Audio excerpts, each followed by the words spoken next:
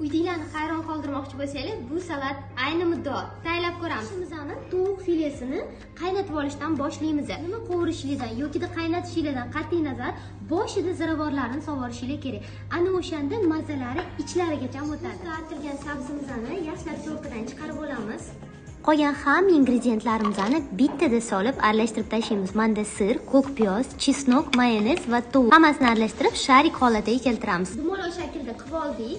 Endi bo'lsa sabzimizga o'tamiz. Bu uchun bizga strich kerak bo'ladi. Strichimizga birinchi bo'lib sabzini qo'yib olamiz. To'g'risini aytaman, qizimni eng yaxshi ko'rgan salati. Sizlarga ham tavsiya qilib qolaman. Qaranglar, o'rtaga sharik qo'ydik. Strich to'rtta tarafidan olib, qo'limizda bunaqasiga o'g'irib to'g'rilaymiz. Endi bo'lsa strichimizni ochamiz. Ko'rib turganingizdek, strichimizga umuman yopishib qolmadi. Mayingina mandarin salatimiz ham tayyor bo'ldi. Hammalarni like va kommentariyada kutib qolaman.